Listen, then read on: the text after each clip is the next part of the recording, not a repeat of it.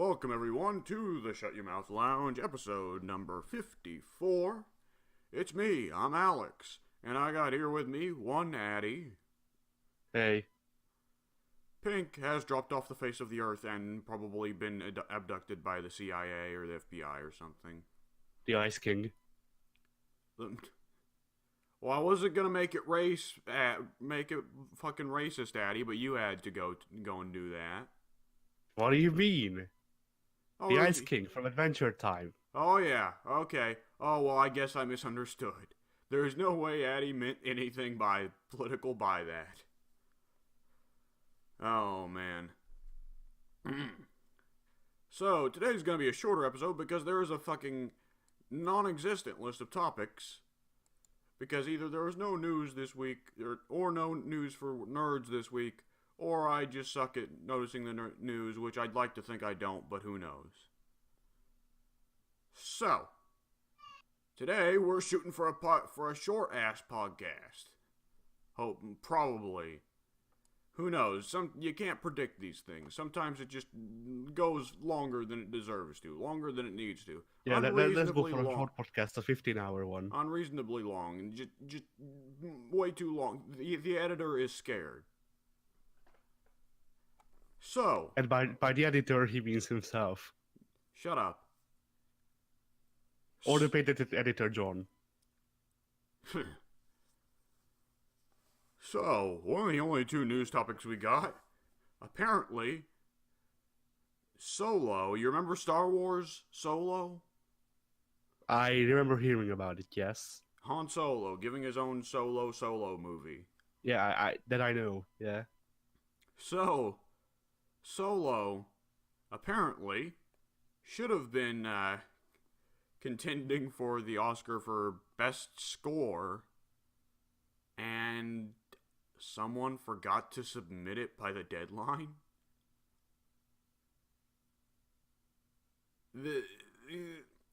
I don't have many words for this. Obviously, I don't know too much. This is mostly just what was part of the announcement, to my understanding. But I wanted to bring it up just for the sheer idea of someone at Disney fucking missing a date to submit the soundtrack for Solo to the Oscars. We all know it wouldn't have won. It would have been lucky to get nominated, but just imagine the fucking idea. Like, did this job get given to an intern? Is this the kind of job that gets given to an intern? Was Disney forgot to be there by the deadline? Well, they're gonna have a rough time pulling him out of the fucking ice tank beneath Disney World. Yeah. That's the reason he couldn't meet the deadline. He couldn't go past the killer robots that are supposed to keep him in. Yeah. The ice slows him down. It gives a speed debuff. And a dexterity debuff. Gives him strength though. Yeah. It's just funny, though, adding one thing on top of another for Solo, which is easily the biggest failure of the Star Wars movies. And as pretty much... I don't know. I don't know. Christmas special.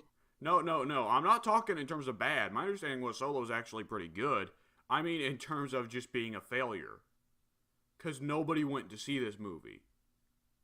It turned out really bad numbers and convinced Disney, like, okay, maybe we can't just slap a Star Wars name on anything and it'll make money. Maybe. So, in the next episode of the Star Wars prequels, it turns out Mickey Mouse has been like, I don't know, Darth Sidious all along, and then we're Kingdom Hearts. Yeah, I was about to say. So, it boggles my mind.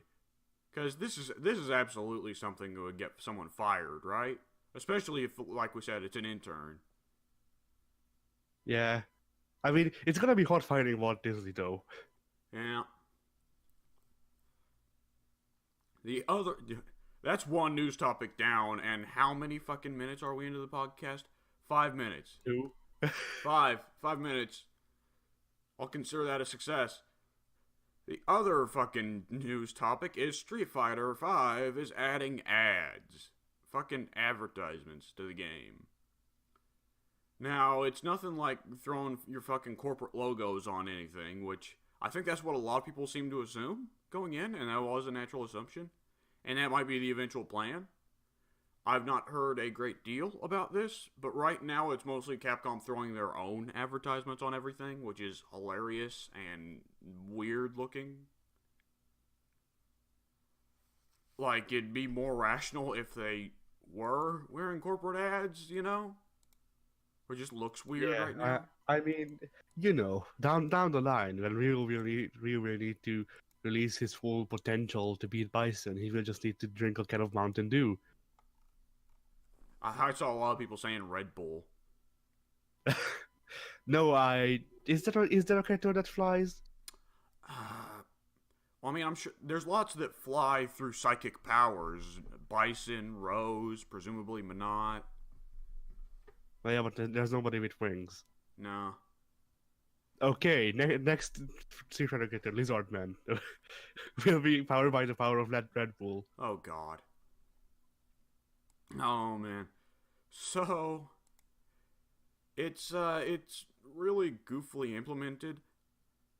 And if they want...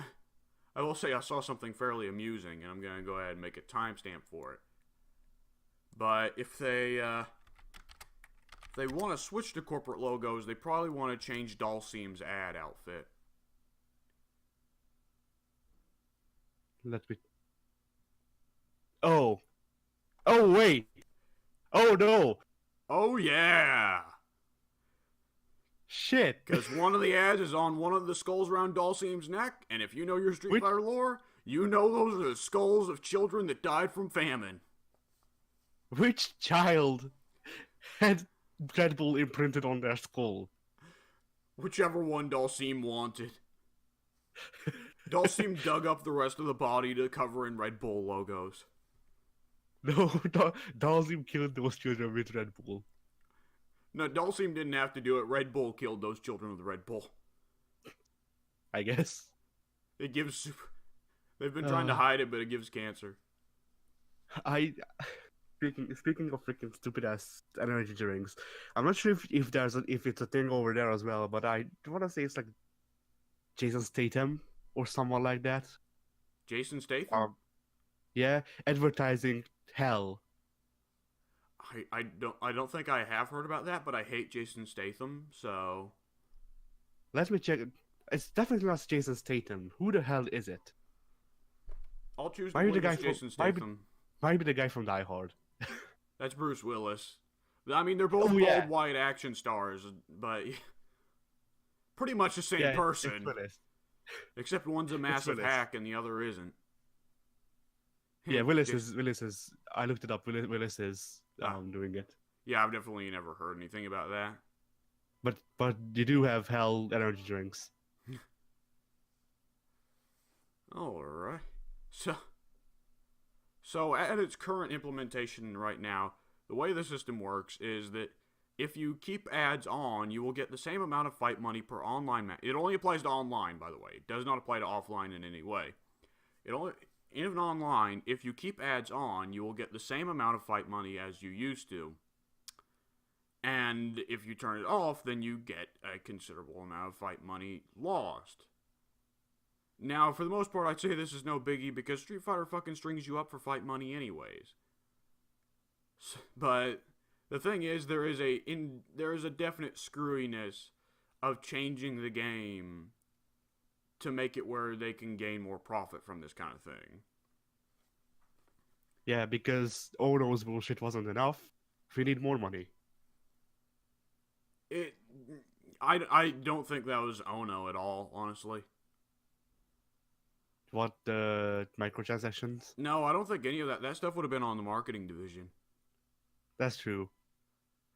I think Ono just would have been gameplay. Well, if that's true, then the freaking Sengoku Basara will be good. Well, we can certainly hope.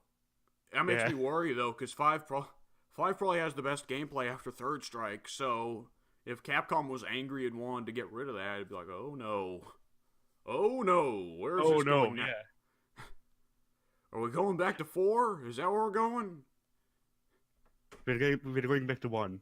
when you couldn't get our freaking DP out consistently, even though you did the input crisp. When you had to punch the fucking pads for each attack. Yeah. We're gonna be breaking all the arcade cabinets again. The arcade sticks, you mean? Imagine for actual like Evo Street Fighter 1. I'm sure somebody's tried it, man. All mirror matches all day. There is no other option. But yeah, just that, but with more microtransactions, customization, and slightly better graphics, I suppose. Did the characters outside of Ryu and Ken even have special moves? Sagat might have Sagat did. Sagat, yeah, had his tigers, of course. Yeah, I believe the ninja guy had shuriken. I don't remember his name. I'm not sure about anybody else. Was I think the ninja Ken named might Guy? have. No, it wasn't. It definitely wasn't Guy. Let me look it up. It was something like Guy or some real simple name like that. Goy. Goy. Fucking hell. You also have the choice that I have not seen the purpose of yet. Geki. Geki. Okay, yeah, I figured it was a G. It was, springing into my memory. There's also the oddity with Street Fighter. I like how here in this Wikipedia article it says Geki. There's the kanji for it, and then there's lit fierce. All right. Oh, I mean, well, when it says lit, it means it's LIT dot period, right? Yeah. Yeah, literally fierce. Yeah, I know, but I was going to make a joke about how we can confirm that Geki is in fact lit. You know what? I'm sure some of the Street Fighter cast, maybe. Who knows? Dan, probably Dan. It's probably why Dan sucks, because he goes into the matches stoned. Dan probably runs a prank channel. Yeah, I could see that. So, there is now an extra costume for every character to fucking throw ads on them. I'm not exactly sure what the purpose of that is yet. That might be the form of turning ads on or off, because you can fucking... I guess that would make sense for getting more money. The other thing is, if you have ads turned on, which I did, Addy didn't, so you guys won't see it when our upload of Street Fighter 5 comes up. But if you have ads turned on, it will stop to show like sales on loading screens, like what costumes are on sale, or that shit. And it's always costumes, because Street Fighter 5 is drowning in fucking costumes. And all of them for Chun-Li. An absurd amount for Chun-Li. 95% of them. Yeah, it's a little ridiculous. Like, I saw the fucking Morgan costume goes to Chun-Li, and I'm just thinking, why? It doesn't fit her personality. It doesn't fit her personality. Like, give the fucking Morgan outfit to Jury or Laura, one of the characters who actually acts like Morgan.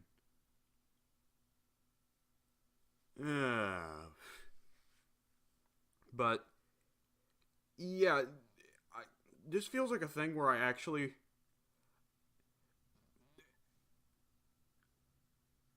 It's a difficult thing to talk about, because I know this is the kind of unpopular thing that's liable to get people pissy at you, because people don't want this stuff in their video games. But I heard someone pitch an idea the other day that said they shouldn't have made it where you lost money if you opted out of ads. They simply should have made it where you'd make more money if you opted into ads. You get what I mean? Yeah. I don't necessarily disagree with it. I mean, if we have to deal with it, that's a better way to deal with it. Yeah. If this is probably the only thing keeping Street Fighter afloat, which at this point it might be, because Capcom is doing really poorly business-wise with a lot of this shit, then, I mean, I'd rather see this than Street Fighter die, that's for sure. But you know what I am questioning, though? Why not make it where it makes sense? Because the thing is, the Street Fighter characters, a lot of them are like, actual professional fighters, right? Yeah. Why not give them gear that makes sense for the ad shit? Why not give them some, like, fucking Brock Lesnar's Jimmy John's shit, right? Yeah. Zangief with the penis tattoo. Um, and Zangief has so little space, he has to stuff all the ads on his trunks. Yeah. So it's just fucking on it over his dick. There's just KFC, Mountain Dew, Red Bull, Menards. Like the only places he can place ads is his dick, his ass, and his wristbands. That's it. And his boots. Oh right, he has boots. If he wanted to get real tricky with it, he could put some on his mohawk. Oh no, Birdie should put them on his mohawk. No, Davia. Freaking Zangief have a shameless hair, but instead of saying Zangief, it will say like I don't know, freaking McDonald's. Dude, if fucking Zangief had McDonald's mohawk, I would never stop playing Zangief. That would be the new best outfit ever. Bloody hell. But like, if Zangief is McDonald's, then Birdie we have to be Burger King. Like, same setup. Birdie does have an outfit where he wears a crown for no reason. So, hey. And then freaking... or Mika's V skill, or V trigger, I don't remember which one it is. Instead of her tech partner coming in, it's actually just the king. Oh, that'd be great. But it made me think of another thing. Put the fucking ads for Armika on her ass cheeks.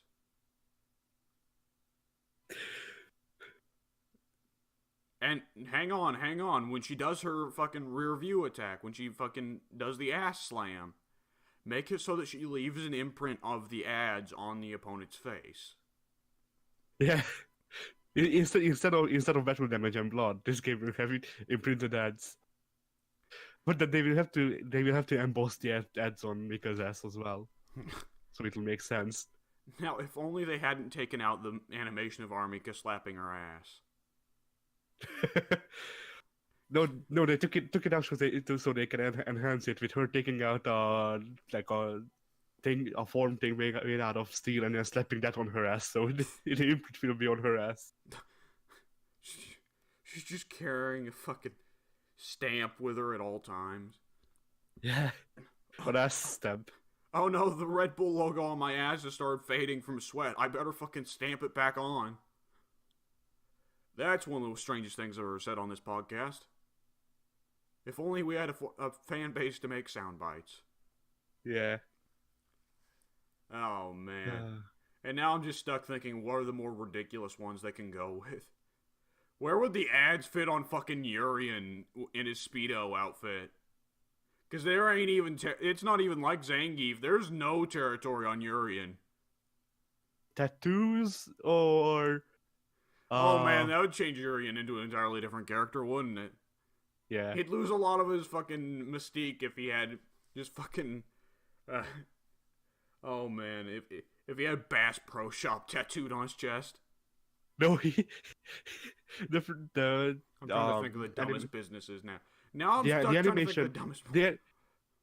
the animation where the suit burns off of him plays, and then when it burns off of his chest, it reveals a Tap Out logo. And it shines with fucking anime power. Maybe. Oh, man. Or not even that. No, they changed the animation so it burns off. He has a Tap Out shirt on. Then he takes it off.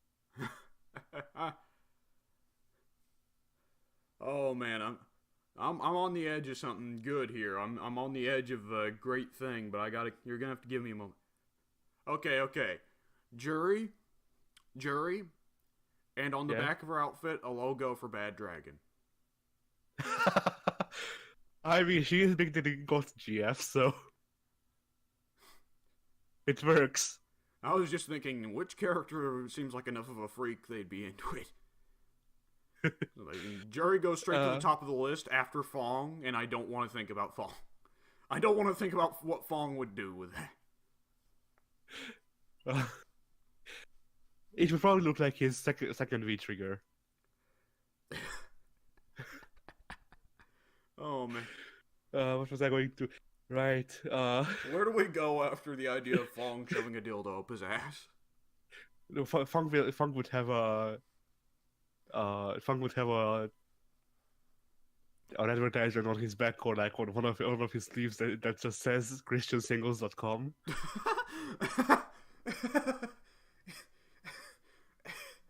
He's Chinese. Means he's probably atheist, but okay. Oh man. Oh Jesus. This is what happens when Pink isn't here. We talk about Fong advertising for Christian Singles with a dildo up his ass. Yeah. But the thing they need to make it so Funk is advertising get their butt plugs and Christian Singles that come out at the same time. Well, fucking Fit the two together. If we're going with the fucking that, like that's obviously Minot. Like, come on, man. Ah, yeah. She doesn't have the cat dance walk cycle for nothing.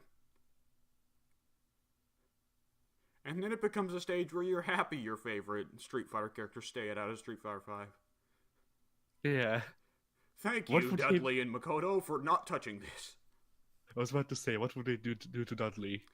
It'd go on the gloves. It'd absolutely go on the gloves. No, Dudley would advertise Dollar Shave Club. That would actually be awesome. Shut up. What would Akuma advertise? Anger management classes? I don't know about that. Akuma doesn't seem like an angry guy. He seems more hateful than angry, you know? Yeah. And even then, he's not really hateful. Because, like, in Street Fighter 4 and Elena's ending, it shows that she's friends with Akuma. Because she's genuinely such a nice and likable person. And, by the way, if that doesn't make you crack up, the idea of Elena and Akuma just casually hanging out. I mean, at this point, I'd say that Akuma has been made into an anti-hero instead of a villain. Oh, absolutely. So, and I kind of like this direction. Yeah. With him because, I don't know, he was introduced killing Bison. Yeah. He's just Ryu if Ryu was more of a dick. Yeah, which is why I love him. Yeah. Ryu, but better. Yeah. Oh, I just freaking miss the Hadokens. The reverse jumping Hadokens. Yeah. Oh, right. Can he not do them while back jumping in Street Fighter 5? No, not in back, not in neutral, just forwards. Okay. But Was that a thing in 4? do it. Yeah, it was. He can technically still do him in 5, but only in his V trigger, I think. Oh, okay. Okay, I think that was the thing Street Fighter did, because Ibuki can't throw her kunai on a back or neutral throw either. She can only do it on a forward throw. Yeah, which also sucks. Like, it's a way to encourage people to not fucking turtle and run away. But then they did Guile. Right, but Guile fucking sits still. Guile also doesn't have... Okay, Guile covers a certain percentage of the screen, right? He covers everything directly above him, and he covers everything in front of him. But the airspace that's in, like, the fucking 25% of the screen he doesn't cover is free airspace. So, I mean, Guile's not bad. You can do shit with Guile. You can do a neutral jump or a slight forward jump to get over the sonic booms and move in on him and all that. Just not too much of a forward jump or else you'll get flash kicked.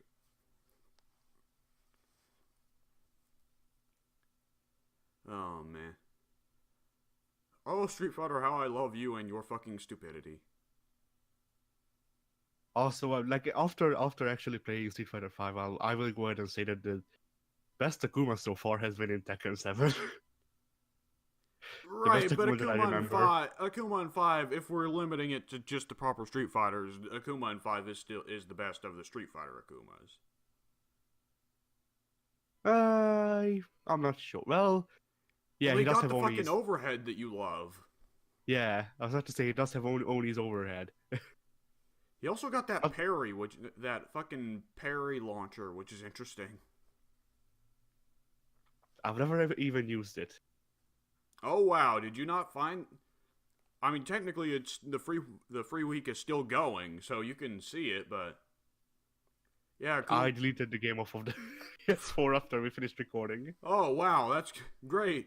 On the down V skill, Akuma has a parry that then combos into well, it doesn't have to parry, but it can parry with the first part. You know, Yeah. it's like a warden up light. You know, from For Honor. Oh yeah. Yeah, and it's a launcher, so it makes Akuma even better because apparently he needed it. I mean, And he's the only character in the game that gets 2 supers. The fucking dickhead. I mean, they can't leave out the Shangoku Satsu, and they wanted to do something else, I suppose. I suppose. Didn't Akuma have that same super though before? I don't think he didn't have it in 4, but did he have it in one of the Marvel games? He might have had it in one of the Marvel games. I don't think he's. I Have you played with him in Marvel 3 yet? Because I know you picked up Marvel 3 Yeah. recently. Yeah. Because I know Akuma's got he's got Shingoku Satsu, and he's got the 2 variants of the Hadoken, where he throws one big one or throws a ton of tiny ones, right? Yeah, he has the air go those where he throws a bunch of them, and then I believe he has a big charge token for a super, and then the Shangoku Satsu. I don't think he has the power geyser or whatever the hell you want to call it. No, he might not. Did he have a? Is Did I name the right move, by the way? Yeah, it's pretty much a power geyser, but boosted up. Okay, good. Yeah, I mean it's kind of like Rugo's power geyser. Yeah, kind of. I think more so when it's on that kind of scale. I think more so of Urien though. Oh yeah. But yeah, there's Street Fighter 5, and there's all our topics for this fucking week. Boy, So how many minutes are we in? 15? 30 actually. Ah, That lasted way longer than we expected. So, what we got coming out on the channel this coming week? I believe we have. Obviously, the main series are still going. Scribblenauts continues. Sengoku Basara continues. Bioshock continues. By the way, we are going to have to cram in some recording of Bioshock like tomorrow or the next day because we're running low on sessions of that. yeah. We also need to do the other thing. Yes, we do. And this coming week, though, there will be 2 big things. Dead Space 2's finale will be coming out. We finally reach the end of that. Thank fucking God. And there's also a special project that we tried about 2 or 3 weeks ago after recording the podcast that Daddy brought out for us. And it's about as weird as it gets. Yeah. Wait, I mean, is the project I'm talking about already out, or is the one-off I was thinking? No, the one-off is already out. Right, because Conan came out on Wednesday. Right, okay. So the other thing. That's gonna be the one for this week. Yes, I suppose. that is going to be the one-off for this week. And I believe that's the last one-off we've got stored up at the moment. Yeah, I mean, we have Street Fighter 5, so that's gonna be next week. Yeah, that'll probably be. Yeah, fair warning, that's probably gonna be next week's one-off, folks. And I believe that's it for what we got coming out on our channels. Addy, what you got coming out on your channel? Check shit. Alright. Pink, I don't know if Pink's got anything coming out on his channel. He does a lot of Pokemon, but Pokemon, I think, has run into a thing. On my channel, I intended to live stream this past week, but ran into serious technical difficulties. And I will have to get those sorted out. And I believe that's everything for the channels. So, Addy, what have you played or done in the past week? Right. So, to start off with the big one, I played through already Yakuza Kiwami 2. Oh, you beat it? Yeah. How'd you feel about the Pants Bandit? The what bandit? The Pants Bandit. The Jeans Bandit. Ryuji? Yes, did you finish that side mission in Yakuza 0? Yes. Okay, okay. I just wasn't sure if you're referring to a side mission in Kiwami 2 or if you're talking about Ryuji. No, I don't know jack shit about Kiwami 2 other than that Ryuji's the villain. And that you can play as Majima in this one, right? They added that? Yes and no. He's So, not in the got a main full story, campaign, but he has his own, like, mini campaign or something. yes. From what I can tell, there's like a small time skip between Kiwami 1 and Kiwami 2, and the Majima campaign tries to bridge that somewhat with explaining how uh Majima, well, basically explaining how Majima got into the Dojo clan and then left immediately after. Alright. That is curious that they felt like bridging the gap, because I think each of the Yakuza games has a pretty sizable time skip between them. I want to say Oh, they that, do? I didn't know yeah, that. because I think Zero was set in the late 80s, but every other Yakuza game is supposed to be set in the time period that it was released. Yeah, kind of like Assassin's Creed. Yeah, I think so. Funny, yeah, funny thing how Yakuza has basically replaced Assassin's Creed for me now.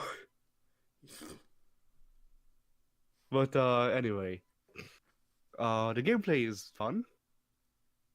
If you go into if you start a fight on the streets and then throw people into shops that the shops won't serve you for a while. So they did implement the Yakuza 7's Yakuza 7 engine, right?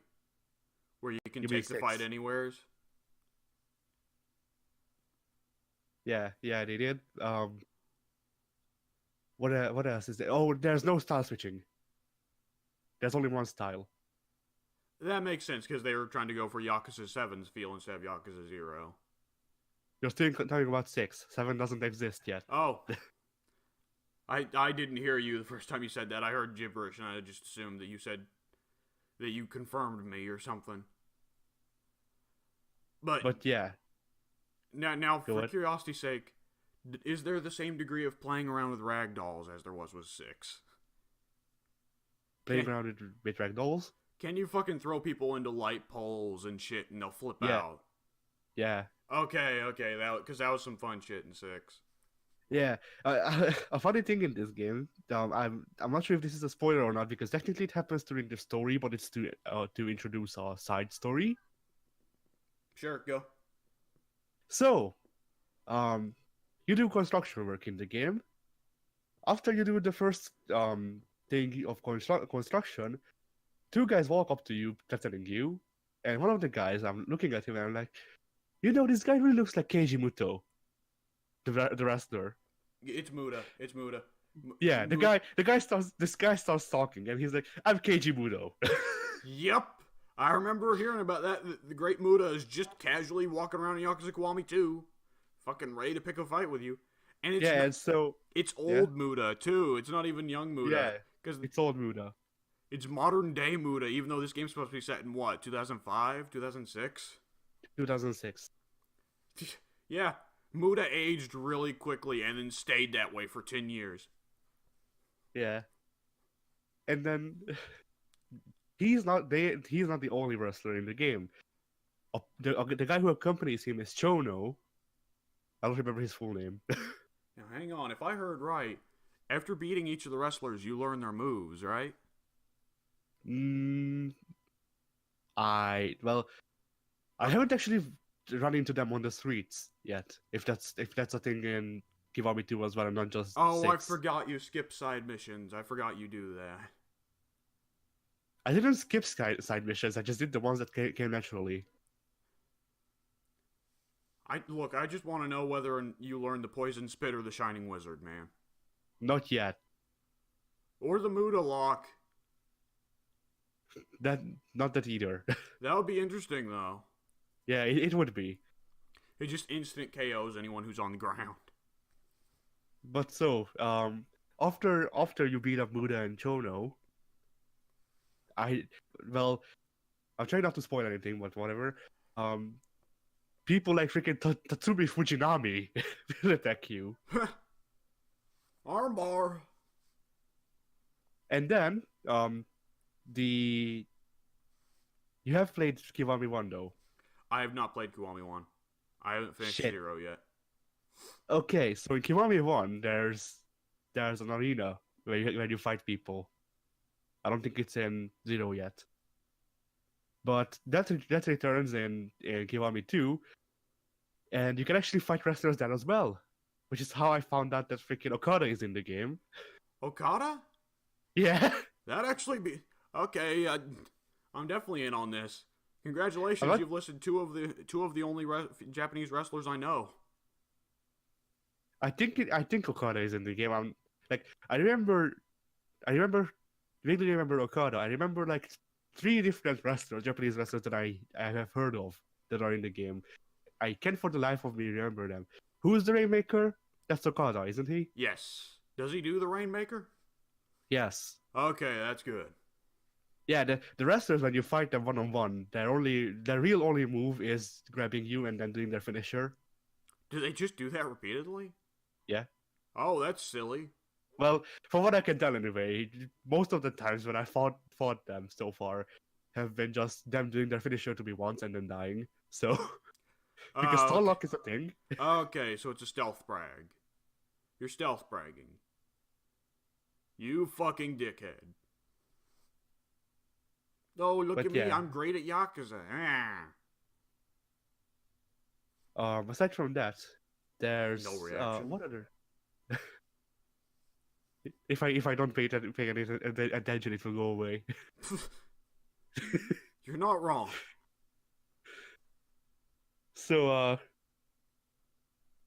what freaking mini games are in the game? Right. For another one-off, we already have the game. We just need to set up the share play, which you will hate, but whatever. Because this game comes with Virtua Fighter 2. Oh, God. Yeah. It's even jankier than 5 was.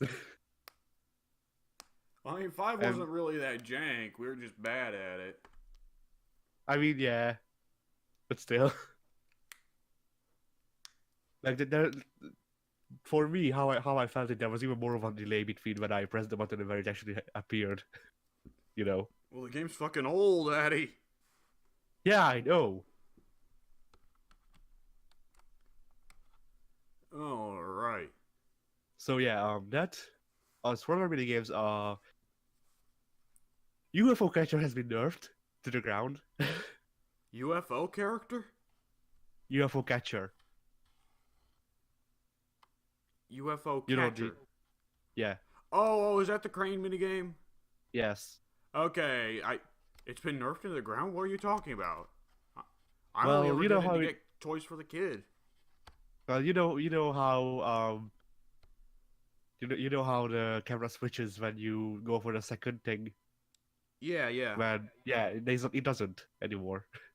Okay, interesting. That Yeah, kind of so makes that sense because the claw game was way too easy in Yakuza 0.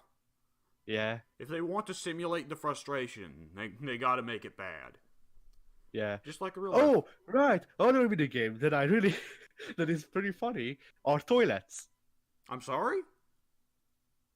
Toylets. Toilets. You spell A it video with a game. Y over there? No, that's how they spelled it in the game. Because I'm not sure if you actually know this, but it is a thing in Japan as far as I know. In this game, they introduce a mini game where if your piston is full, then you go to your nearest second Japan, and then go to the toilets to piss and play a game while you're pissing. So hang on. You control the game with your piss. Okay, hang on. So are you saying Kiryu has a bladder meter now? Yes. And so does Majima. Okay. In any game other than Yakuza that might fit? But that seems... You know what? With Yakuza's weirdness, actually, that does fit. Fuck it. Yeah, and the animation is really good when you start the game up. Oh, for fuck's sake. But the Do two you games that hear I've seen zipping so far, sounds as fucking Kiryu reaches no, down? they actually like they show both Oh, things aside from their you see. dicks. Okay, so you see everything but Kiryu's dick and balls flopping out. Yeah. The ball is in your court now, Rockstar. When do we get pissing minigames in Red Dead? Oh man, is this a thing now? Because when I played Ark Survival Evolved for its free weekend, I was looking over the fucking key settings, and I saw a button for defecate, Oh right. and I was like, "Are you serious?"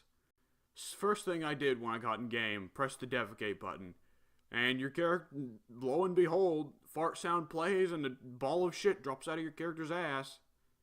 Should have climbed on a dinosaur first. Yep, that also is the case. Big old ball of dinosaur shit. But yeah, I feel the like it's a the two good thing games. we didn't play Ark Survival Evolved, Yeah. because I know what at least one of us will be fucking doing half the time in that game. And the thing that would suck about that is that because I'm the crafting and tech guy, I probably have to use the human shit as like resources for like farming and shit. For farting. You would use it for farting. Yeah, because evidently shit is needed for farting. Okay. But yeah. The two toilet games that I've seen in the game so far have been Toilet. people. Yeah. Weird to say, in it. But yeah, so the first game, the one they introduced the toilets with, is a game where basically how you play any game is you control the intensity of Kiryu's piss. And and somehow it gets decided whether or not you're doing good in the game. But the first game is two people drinking milk out of a carton and then just trying to push each other out of a sumo circle with their nose milk. Nose milk? Yeah, they're squirting the milk out of their nose, and then that makes this gigantic beam struggle. Okay. Alright. So that's the first game. The second game is you are the cloud, you are a cloud, and you're trying to blow the clothes off of a girl. Oh, of course. And then This when you blow sounds it, awful. yeah. And once you blow them off, well, once you blow her, that was a well crafted sentence. Whatever. Once you blow the clothes off the girl, then it is revealed that she's actually in her PE outfit. Of course it is. Japan. Yeah. And the thing is, I know Yakuza. I know how these pissing minigames will be introduced. Kiryu goes near a bathroom at some point, and a fucking guy comes out and says, "Oh, that was awesome! Try out the new toilet games. They're the fucking best, Kiryu. See if you can beat my high score." And then it says, side story added. The dedicated pisser. That's actually not how it's introduced. Shut up. There's no way.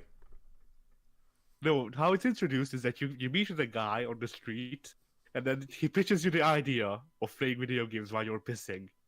And then Kiryu's like, it's along the same lines. It's along the same lines. A fucking guy walks up to Kiryu, and he's like, "Hey, man, you love to piss?" And Kiryu's like, "What the fuck?" And Kiryu's like, "I would never do such a thing." And then Kiryu does it, and Kiryu's reaction is, "Oh, I love it." Yeah, more or less. Every minigame is some fucking guy or some fucking chick walking up to Kiryu like, "Hey, you like doing X?" And Kiryu's like, "No, I don't like doing X." And then Kiryu does X and says he likes X. Funny you say this, because there's actually a mission that starts off with, well, basically, if I oversimplify it, starts off with a freaking woman in a corset walking up to Kiryu and going like, "Hey, you'd like to do me?" And Kiryu gets confused, starts blubbering, then just falls over on the floor, yeah? No, Kiryu turns her down, and then people try to assault her, so Kiryu saves her. Alright, that sounds like a typical Yakuza story then. Yeah. Other video games. Karaoke has been improved. It's actually a rhythm game now. I mean, it wasn't Well, that bad to begin with, I just was bad at it. it wasn't bad, but for me it was weird how they basically made these segments. So instead of it being segmented now, it's all on one line, Okay, so and it's you guitar actually have to time heroing. it. Yeah. Yeah, that's probably the So way it should have been from the beginning. yeah. So they did that. They also improved the darts, and by improved I mean made harder, from what I remember. Right, because it was way too easy in Zero, definitely. Unless you were drunk, in which case get fucked because you're not winning. It's the one thing So Kiryu doesn't get better at when he's drunk. and instead of bowling, this time we get golfing. That actually sounds awesome. Now, do Kiryu and Majima both get to golf? Not that I have seen yet. No. Because I can see Majima being a bad golfer. The kind who throws his fucking club when he misses and all that. Majima throws his club at the workers. And knowing Majima, the kinds of people Majima would keep around, they would catch it. Yeah. Uh, Speaking of Majima, how long are you into the Zero story? Not very far. Still haven't beat chapter 6 or 7. Do you know who Makoto is? Well, yes. At this point, I know who Makoto is. Yeah, that was the last thing they Oh, revealed in Majima's first playable section. oh, Majima's first. Okay, then you don't. Oh, they fucking change it again? Uh, the big muscular guy is Makoto, right? No, no. At first, Majima thinks that, but it turns out it's the blind masseuse. And I'm not Okay, no, considering then these big spoilers because it's literally the first fucking stretch of playable Majima. okay, no, yeah, it is a girl. So, mild spoilers. There's no follow up in Kiwami. There is a follow up in Kiwami 2. Right, because Kiwami, the original Yakuza 1 and 2 obviously didn't have any references to Zero because it didn't exist yet, but they added them in for Kiwami and Kiwami 2, yeah? Yeah. While that sub story was playing, because I think it's actually a sub story for Majima's segment. While that sub story was playing, I was yelling at Majima because he just wouldn't talk at all. He wouldn't talk? No. You'll see when you get to it. You will see what I'm talking about. But it was annoying to me. Okay, who knows when I'll get to Yakuza Kiwami 2, because I've got kind of a flood of games going on, but I'll when I get to it, definitely. Yeah. Overall, I really enjoyed Kiwami 2. It's a lot harder than either of the other Yakuzas. You know what? The thing I think I heard about 2, I might have heard it about 3 actually, but was 2 the one that introduced the idea of Kiryu having a love interest? Yeah. Okay, I hear a lot of people give big praise to that love interest. Is she a good character? I don't watch TV. I don't know what a good character is, but Okay, does she fit? Does she seem like a fitting love interest for Kiryu? uh, Because I have a strong feeling she doesn't stick. Because I know Japan. I'd say at times yes, at other times no. It depends on how she is at the moment. Like to me love interest that would fit with Kiryu is somebody who's strong-willed and shit like that. You know basically the cookie cutter Japanese love interest more or less. But with Kiryu's golden heart, you kind of need that to keep him in check for if you ask me anyway. I feel like Kiryu needs a tough girlfriend. Yeah, that's what I'm saying. Okay, yeah. But she is that at times, and other times they make her. A damsel in distress. Yeah, Yeah, it's Japan. They can't avoid that. yeah. And when it's that, she's not good. Otherwise, I'd say that they fit. I mean, the whole last stretch of the game is just them yelling at each other, more or less. The whole outro. Okay, yeah. I can see where they wouldn't keep that relationship up in later games, but they probably should have. The only thing that really stuck with Kiryu was him and his daughter, pretty much. Right? Yeah, and the dog. A dog? Kiryu gets a dog? Oh yeah, I yeah. I did not know that. Well, the dog may not be in the other games, but he is in Kiwami 1 and 2. I feel like past a certain point we have to say that fucking Kiryu's wife is Majima. That would be interesting, but I wouldn't. Okay, okay. Now you laugh. Who has been there for Kiryu the longest? Majima. Yeah. And Majima has genuinely been the one who's shown the most love to him. So Yeah. Now, for curiosity's sake, does Majima ever actually meet Kiryu's daughter, whose name escapes me? Haruka, no, I don't remember. I know that they stay at Majima's for a bit, but I don't remember if he actually meets her. I feel like they definitely meet by the time of Yakuza 5, but that's just because I've seen the opening cutscenes of Yakuza 6. But yeah, Yeah, other than Yakuza might be Kiwami a thing 2, in 3 or 4. Yeah. Other than that, I also played, as we talked about it, Marvel vs. Capcom 3. right. So, for curiosity's sake, what did you think of it? I liked it. I definitely need more practice with it because Galactus kicks my ass like on easy. But Galactus is rough. I mean, if I would be better on whatever they are called, advanced blocking or whatever they are, maybe I wouldn't have such a problem with him. But yeah, Yeah, um, I think that was a thing that I realized I should probably get good with that, but I never got around to it. yeah, Is it and yeah, go Galactus ahead. just is a weird one because he has so many attacks that are fucking screen clearers, right? Yeah, the one thing that always gets me is the grab because like even if I miss one hit and I don't advanced block it or whatever, even if he deals chip damage with one attack, then I can block the rest of it. Not the case with the grab. Oh yeah. And he always does it when I'm like at half health because it does that amount of damage.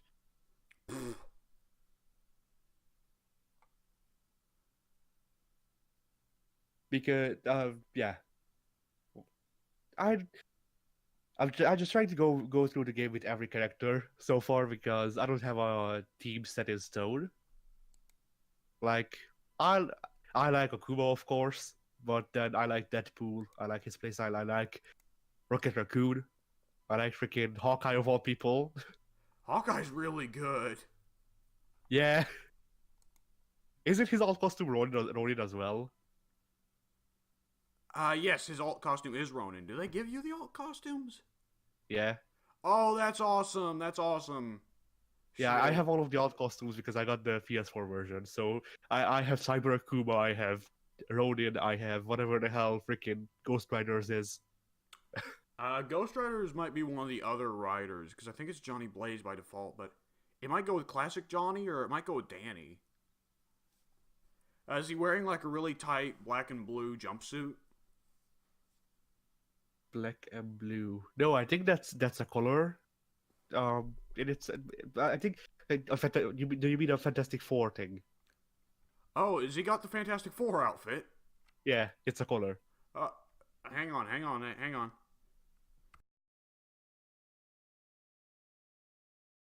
Alrighty then. I'm just okay. I'm looking it up right now.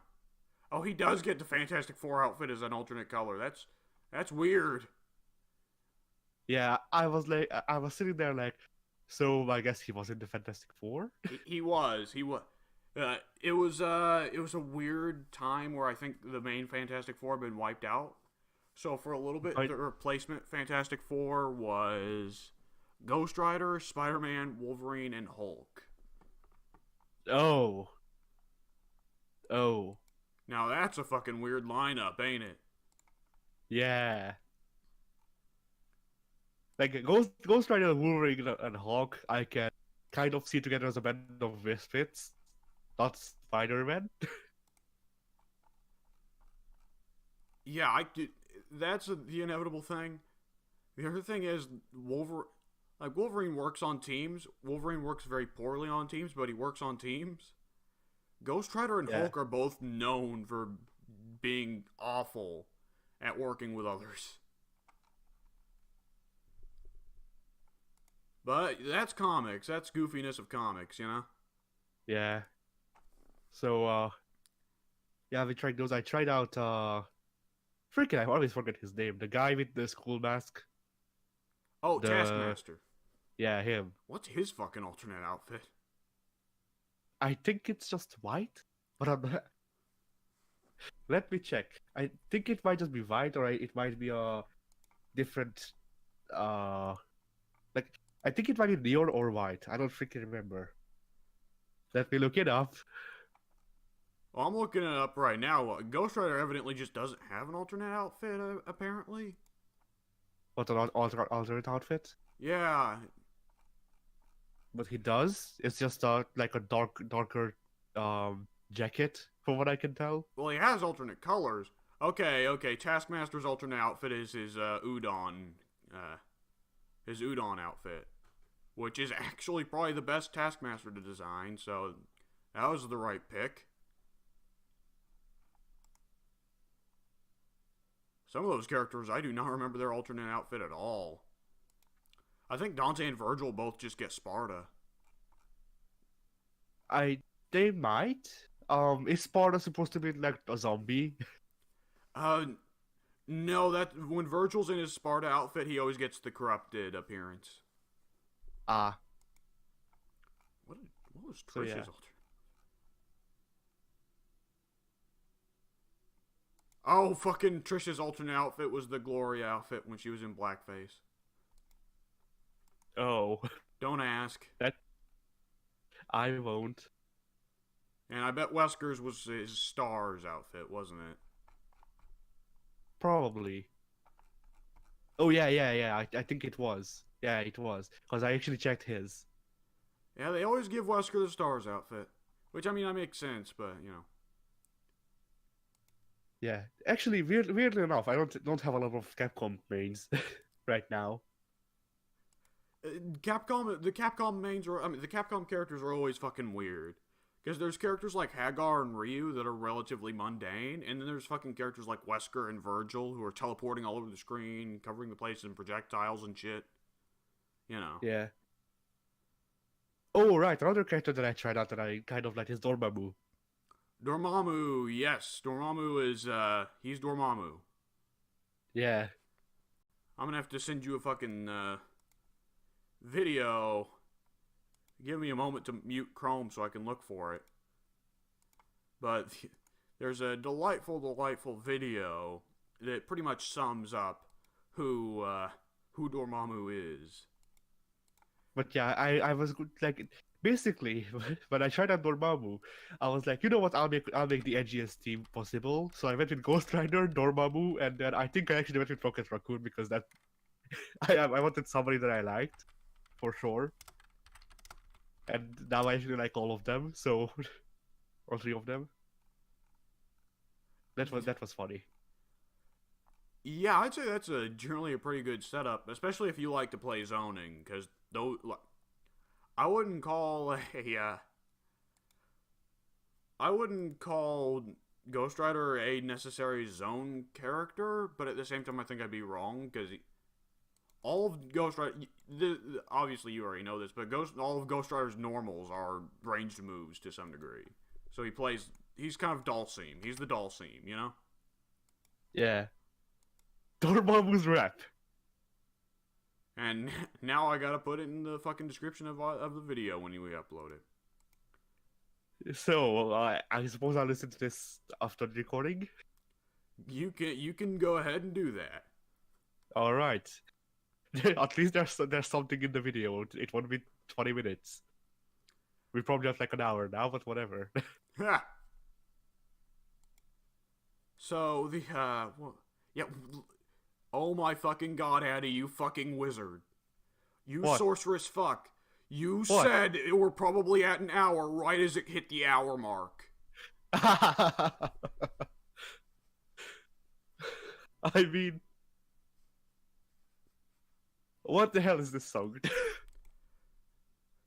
It is Dormammu at his maximum power.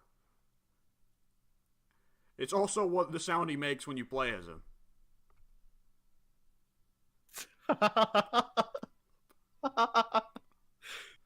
What the ever-loving shit is this? It's the fucking noise Dormammu makes when you play as him. If you play him right. Dormammu raps while you play as him. Oh, I love that video. It's one of my fucking favorites. Right. Oh, bloody hell. He keeps going, doesn't he? He just keeps going. Yeah. Yeah. Oh. Shit. This reminded me that I will need to learn how to do the freaking infinite with Captain America. Captain Iron Man, yes. Captain Iron Man. Dude, you're just following Norman Osborn's train of thought, man. Norman Osborn already beat you to it. It's Captain Iron Man or Iron America. Either one. But yeah, I still need to learn the infinite with Iron Man because of that one video. I haven't watched it in a while. Wasn't it a really difficult infinite to pull off? I think it was like to launcher into like jump heavy to light to then up kick and then that's the infinite. But I don't freaking remember. Yeah, that sounds like a Marvel thing. Have you put any time in with Dante? No, actually. He's a fucking weird character. Just warning you of that ahead of time. Virgil's actually less weird. Even though Virgil's supposed to be the one that's... Yeah, the one that's supposed to be a higher execution, Virgil's considerably easier to work with than Dante. Because Dante is your character that has 1,001 moves. Every conceivable move you would ever want, Dante's got, but good luck learning the inputs.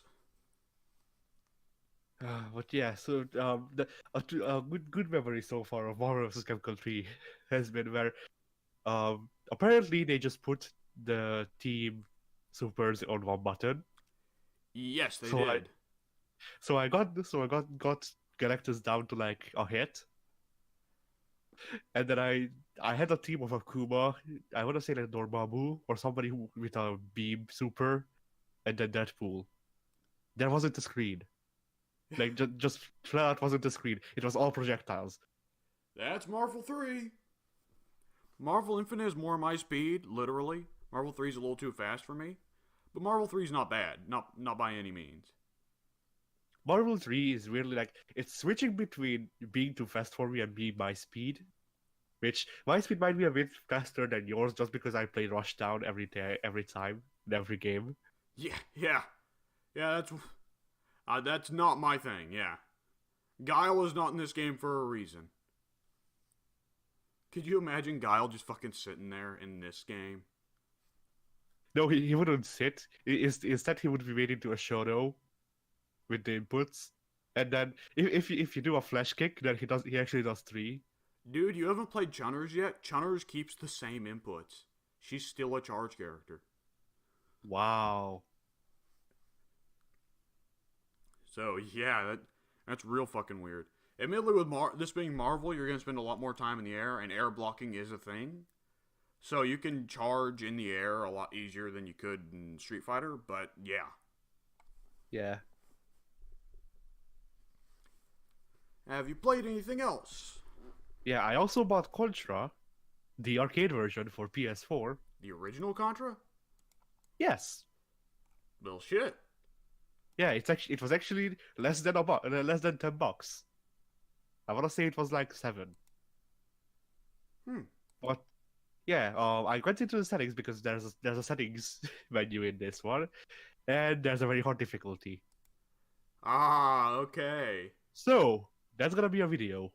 I'm not sure if it's gonna be on this channel and we'll do it together if I will try to do it alone because then I have all day to freaking marathon through it and hope to actually finish it once.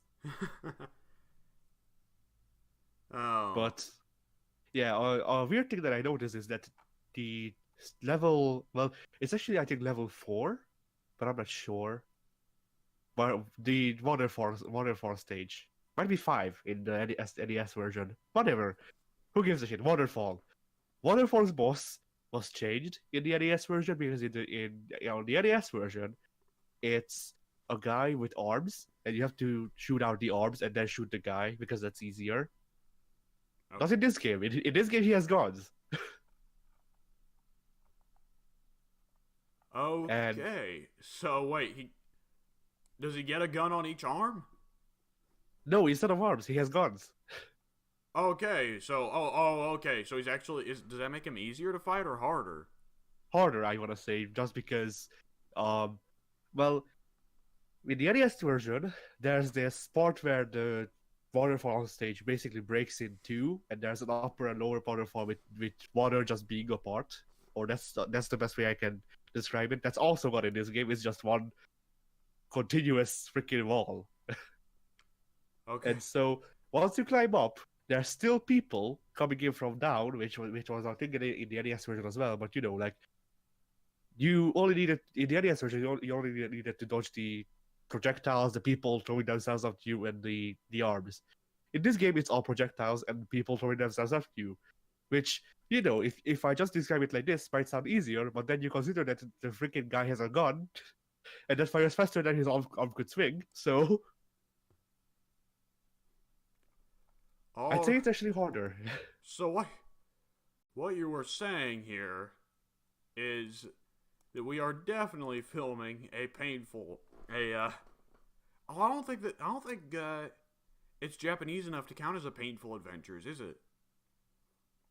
I mean, I'd say it's like just in the premise, it's more American. I want to say because it's basically Konami's take on Aliens or Alien rather. Yeah, but with more dudes shooting at you instead of actual aliens. It gets to Aliens on the later parts. Oh, okay. Another weird thing that I noticed. Yeah, the last 3 levels are actually one in this one. Oh, interesting. So does that cut out checkpoints? I don't know. There actually are no checkpoints. There's only continues. If you're out of them, tough luck. Try again. But Oh no. yeah. So the NES version has these three freaking words. These 3 levels called Hangar. I don't remember the other one. Bloody hell. Whatever. There's one that's red and industrial. There's one that ends with a robot fight, and then the last one is the alien's lair, where you actually face the final boss of the game.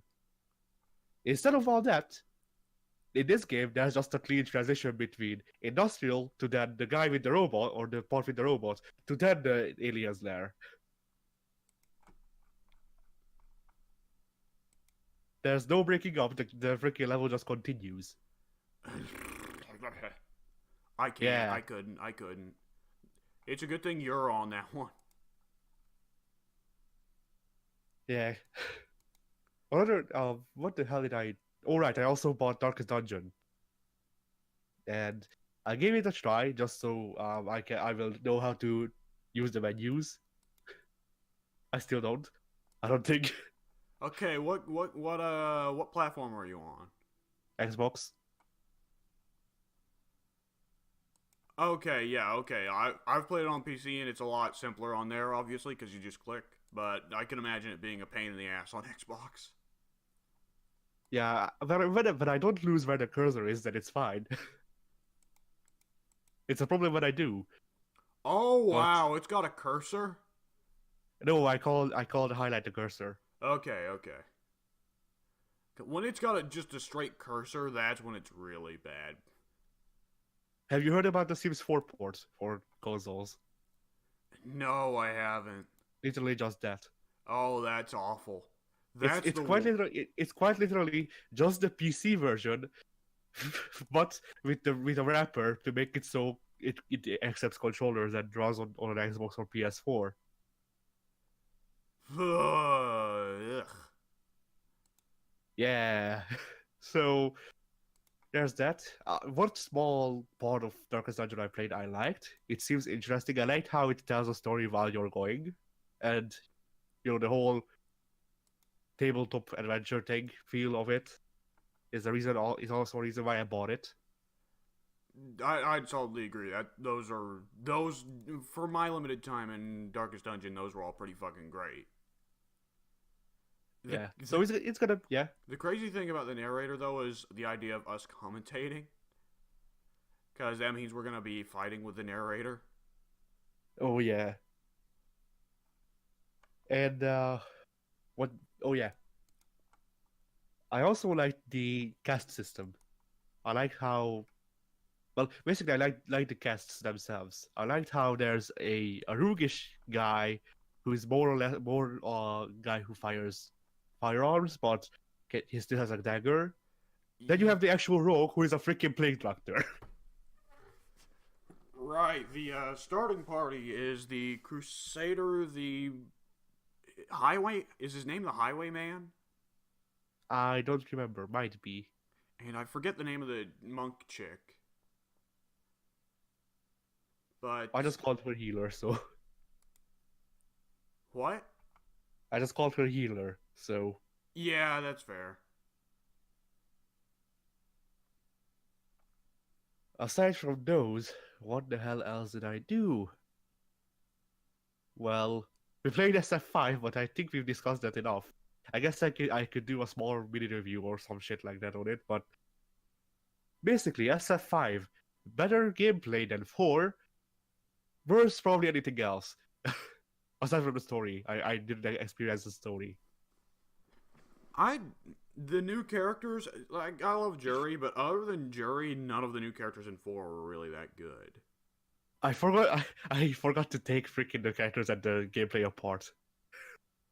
Yeah, I was about to say, you just kind of lumped everything. Graphically, the Yeah, game looks fine. There are some there are some characters that look terrible, notably Ken. Everybody makes fun of Ken because he looks bad. Most of the chicks look great, which is probably why there's so much damn porn of them nowadays. Fucking Birdie looks amazing, of all characters. yeah. I'd like to think that like it is now headcanon that Birdie is just freaking Ghost Rider from Marvel vs. Capcom when he gets fat. Why not? I mean, why not? Yeah. The addition of the V skill and V trigger system, I think, was a really good addition. Now, it's I inevitably don't. going to be taken out because 6 will come up with another gimmick, but you know. Yeah, I don't necessarily agree. Okay, Just be. Addy, it's replacing the fucking focus attack system. Yeah, it's definitely better than that. I'm not gonna say that it's not. I'm just saying that I don't. Well, basically, it's a personal complaint how they basically blocked moves behind it. Right, but it was designed to fit each character's playstyle. And I know what you're mostly getting at here is that you don't like that they block the Shingoku Satsu, the back jump Hadoken, and the Psycho Crusher behind it. Yeah, Yeah, yeah, it's kind of what I figured. But at the same time, again, Akuma's back jump Hadokens needed to be taken away anyways because they encouraged him to play like a little bitch. The Shingoku Satsu makes sense because, it's kind of building up to make it a bigger Shingoku Satsu, right? yeah, Because we've always got the Shingoku Satsu that was roughly on level with every other super, but it was the Shingoku Satsu. Whereas now the Shingoku Satsu is a genuine big thing of, oh shit, he connected it. Because it's a V-trigger and a super at the same time, which is nice. It's also interesting that they finally just straight up showed what happens during the Shigoku Satsu. And it's, surprisingly enough, he's just beating the shit out of them. But I think that for the vast majority of characters, there are some characters with shitty V skills and V triggers. Like, too many of them just have their V skill is either like blocks projectiles, reflects projectiles, parries projectiles. Too many of them. You can tell they wanted to try and keep the game as offensive as possible and cut out projectiles so that people can't turtle. But I feel like they should have came up with more unique ways to do it. Like Zangief, I love the way Zangief does it because he throws the armor on and he can walk forward while he does it. But with Zangief, it still feels better to either double lariat through projectiles or just to headbutt them. Because the fucking V skill takes so much time. Yeah. And a character like Minot, they have so much free space to do with, considering she's an entirely new character. So why should her V skill just be a fucking projectile reflect? No ideas, basically. That's all I could come up with. It's implemented in neat ways. Sometimes, like Bison's got it real neat. Because he catches the projectile, and as long as you hold the button, he will hold the projectile. And once you release it, he will throw it back. So you can choose to catch and then release later, which is nice. It's an interesting concept, but some characters, like Nash and Minot, just get plain generic fucking projectile eats. And it's lame. It's neat that Ryu got the parry. I don't think Ryu should get the parry. I think parrying should be a universal mechanic like it was in Third Strike, but I'm crazy. I mean, that would be too good, is the thing. Yeah, the thing with the projectiles is, another thing when you brought it up, I didn't like how, for example, Akuma is the one that I can bring up here because he's the one that I'm sure of, but I didn't understand why they made it so I understand from a gameplay standpoint why they made his normal Hadokens disappear after a while, but I'm one of those assholes who thinks that if you do something like that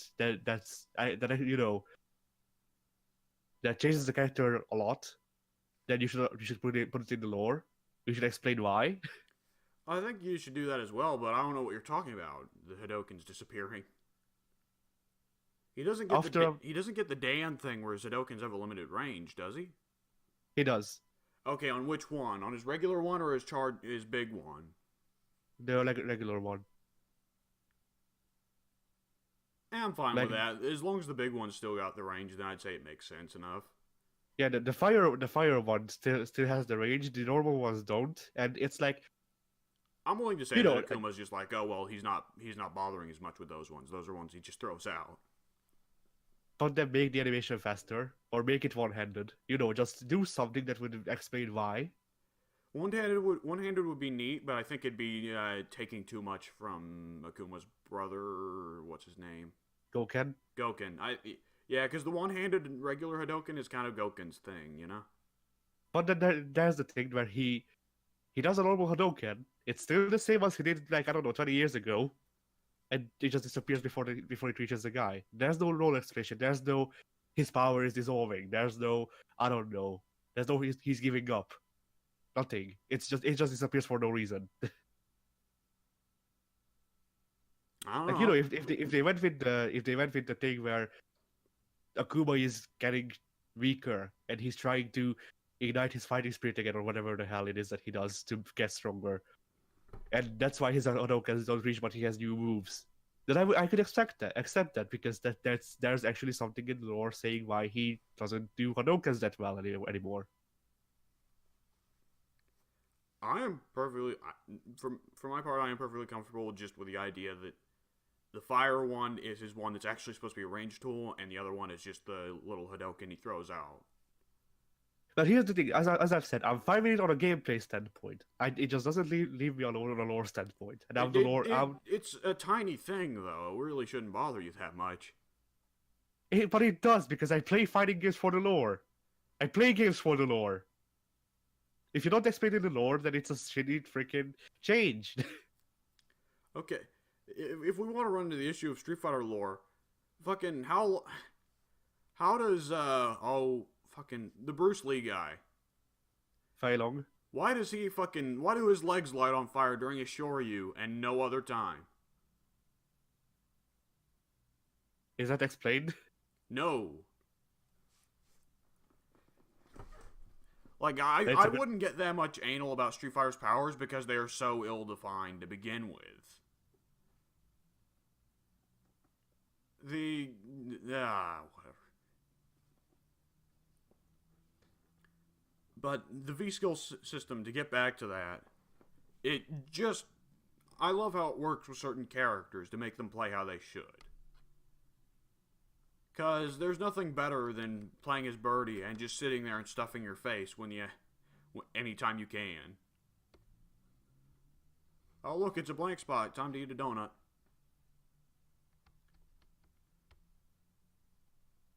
But yeah, that's pretty much Street Fighter 5. Yeah. Oh, right, another thing. Oh, pertaining to Street Fighter 5. The one good thing that I have no what's the word, complaints about Street Fighter 5 is at Steam. The what? At Steam. Ed's The team, theme. Oh, yeah. It's not great, but I mean, I don't know. For the ones that most video ones games that, nowadays don't have good soundtracks. I don't know. I liked it really because it was the best theme out of the ones I've heard. Ugh.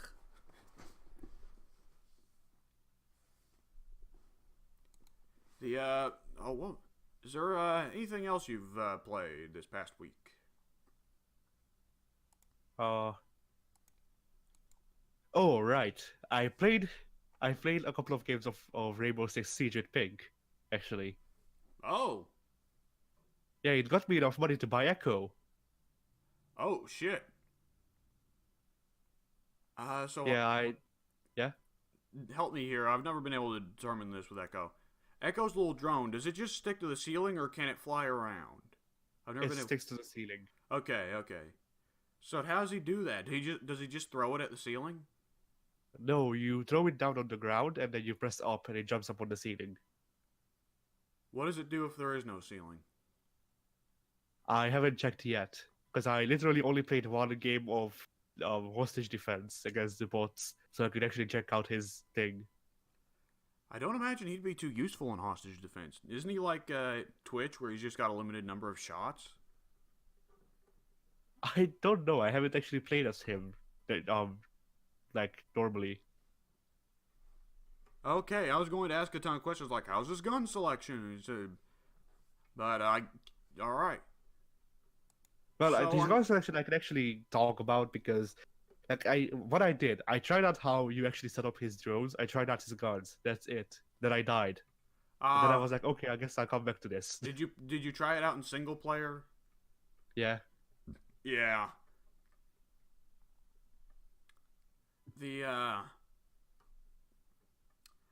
I am curious. When you play with Pink, are you playing online against people? Yeah. Okay. So,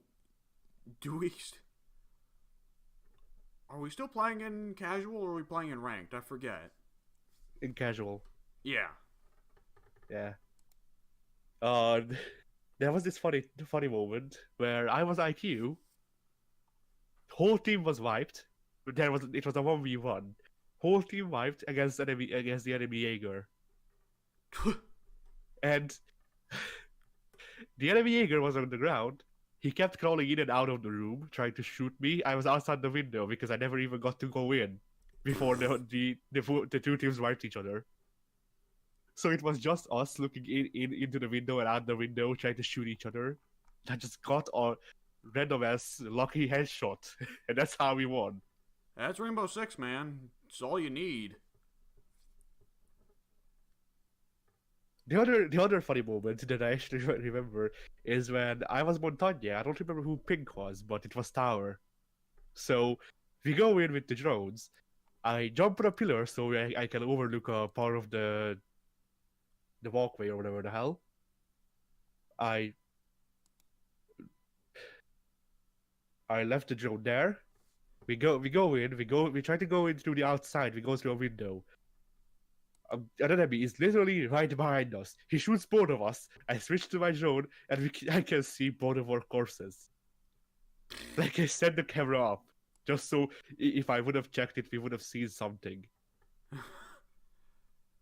Oh man.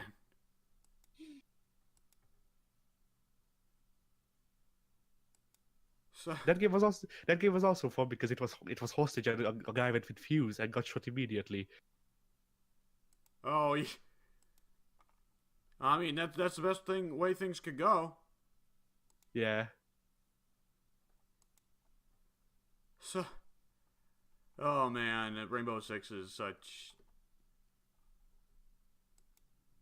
fun when it works and not when it doesn't. Right. I actually remember some news Okay. that I read. Well, not really read. I saw. So the next event for Honor leaked, and by leaked I mean it's literally in the retail copy of the game right now. If you freaking update it. Okay. Does it add anything substantial? It adds embossings. So far, that's all we've seen because that's the part that actually leaked. It's an Assassin's Creed themed one. You get Oh, fuck me. Yeah, you get an assassin symbol and a Templar cross, and apparently it's part of the For the Creed bundle. Both of them. Okay. So that's all we know so far. The actual event will be revealed next week. I want to say on the Warriors Den. But yeah, like they did the update, and then right after the update, people started posting like, "So why is there an Assassin's Creed team that posting in the inventory?" And so that's how the thing got leaked, more or less. All right. So you're going to be spending that entire week playing For Honor, aren't you? Probably. I mean, I do it anyway, so might as well do. Like I'm in a weird spot. Well, basically, I'm in the same spot as most players of For Honor, which is called Limbo, or at least I call it Limbo because I really want to quit For Honor because it's not really fun anymore.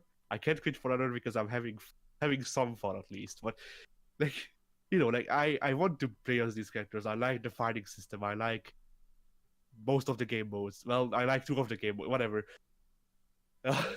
But then I don't like playing as people a lot because there's this guard bug where it goes through where the hits go through your guard, and so Explain. guarding does. So you know how if somebody hits you from a side and you move your stick to the side and you guard it. Yeah. Yeah, I think there's like a 50 to 25% chance of it still going through even if you try to block it. That sounds like more like lag than a bug. It also happens offline. Oh. So that's an issue. Well, that seems like that'd be Pe- an issue against the AI as well as people. If it's yeah, just 50% of time blocking doesn't work. Does it but affect yeah, parries as well? I believe so. Yes, because there were times when I pressed parry and it just didn't happen. Oh right, there's also times which is my favorite when the parry animation happens for my character, but when the hit still goes through. Okay, curious. Yeah.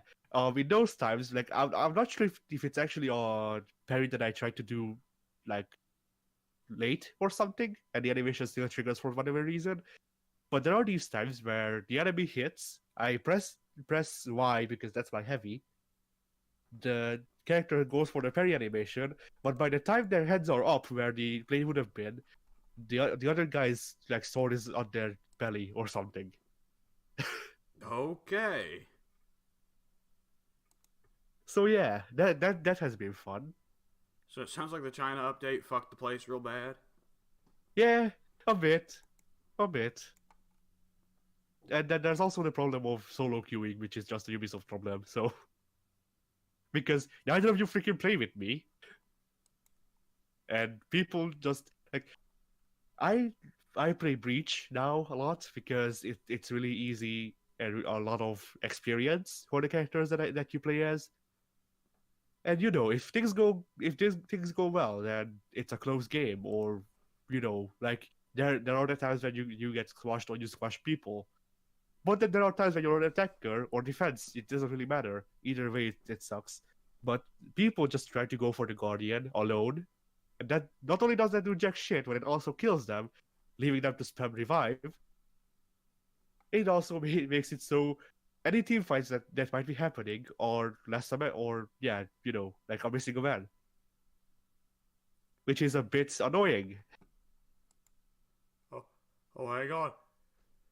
Hang Bless on. you. Yeah. Oh man. So. Ooh. So yeah, like nowadays what I'm doing is I log in for my dailies, I do the dailies against the bots, and then I log out. I don't actually grind. Well, that sounds like grinding. If you're just logging in daily to do your dailies, that just sounds like grinding. Well, yeah, but before now, I also grinded without the dailies. I what I did back like I don't know a month ago, or I don't freaking remember. What was it? I did the dailies and then I just played Dominion for like the whole day because that's how you actually got experience. Yeah.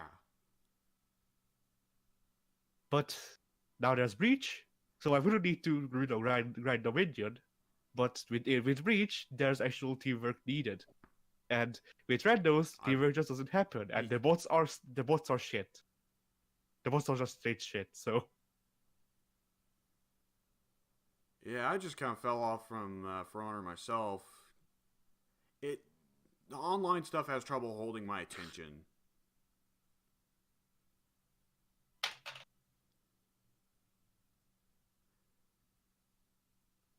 So yeah, I still wish we would record more sessions of it because, well, as I've said, I don't think we can get content out of For Honor.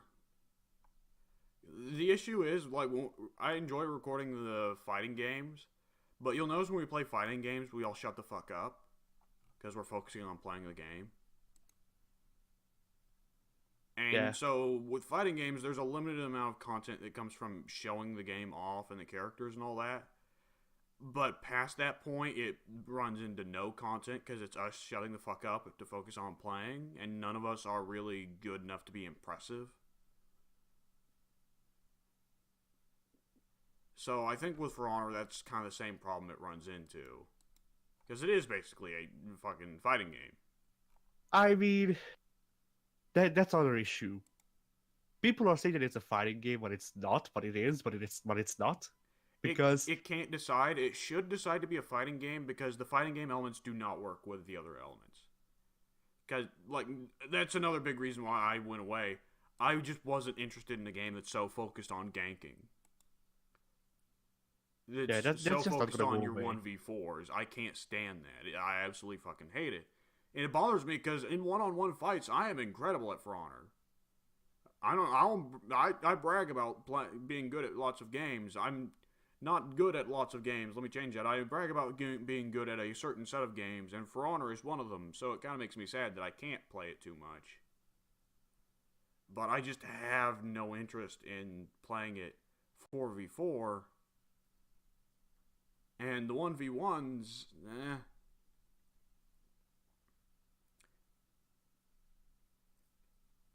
Yeah, ganking. Well, the thing is, how, well, we didn't actually experience this, but apparently there was this bug where people who ganked got revenge before the people who got ganked.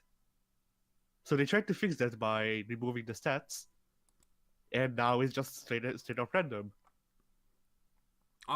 Great. Right? Yeah. Like the guy you're trying to hit might get revenge in 2 hits, or he might not get it at all. It's all freaking chance, more or less. I mean, there definitely is something to it. There's apparently how you actually gank people affects how they get revenge and shit, but it's not explained, and it also doesn't make sense how it is right now, well, it doesn't make sense because it's not explained. Huh. So what I'm trying to say is that it might as well be random. Well, I feel like it probably was explained. You just didn't see where. This doesn't sound like a thing that would actually happen. Well, you tried to read all of the patch notes and stuff, and when they changed the gear stats, yes, the gear stats Well, and stuff. here's the thing, Eddie. It's always been about blocking attacks is what builds up revenge meter. But it's not just that. Blocking, parrying, deflecting, and bashes fill your revenge. Yeah. So if you get Defensive abilities, yeah, they fill up your revenge meter. That's what they do. That's pretty clearly how it goes. So if you want to build a revenge meter, you stay on the defensive. If you can keep it up, of course. The issue with a lot of ganks is that you just can't keep it up. yeah, the issue here is how it's awarded is the I don't well, think how it it's is, awarded, but though. I don't think it is. I'm not freaking I think you're using wrong. the right words. The big mystery here is how much is awarded. Well, I'd assume more is rewarded for parrying. That's the thing. It wasn't explained. That's what wasn't explained. Well, then it's not. It's not fucking random. It's just. What I'm saying is, there's a difference yeah? between random and wasn't explained.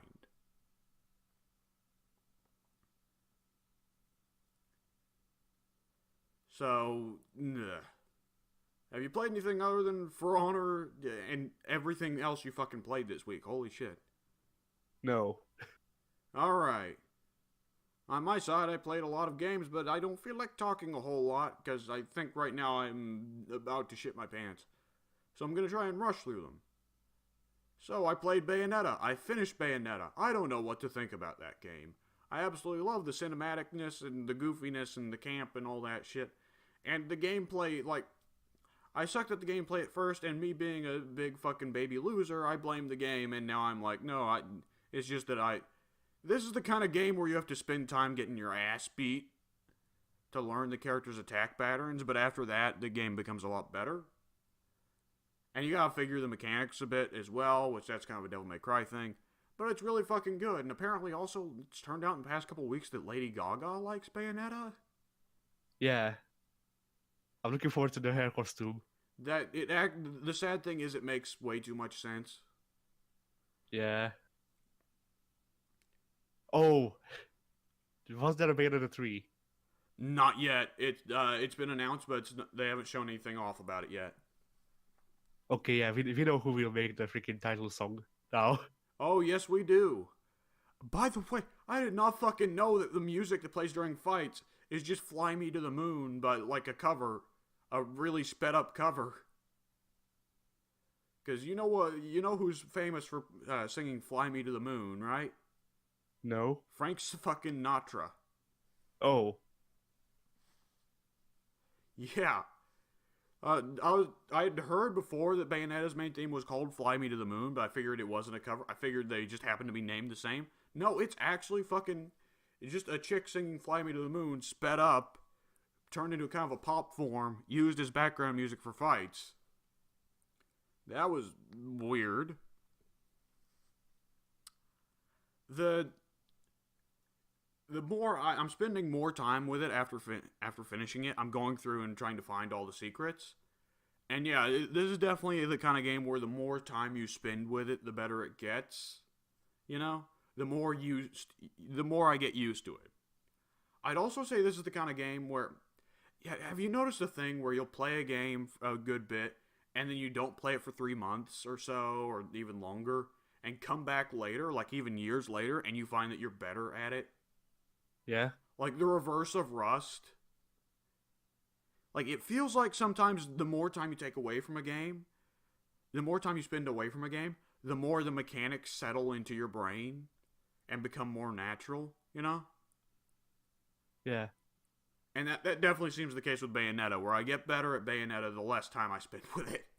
Which is weird to say. But it's a lot of fun now. Like, I've mostly gone back on my opinion that I don't. Before I thought it was okay. I'm going back and saying, yeah, it's pretty fucking great.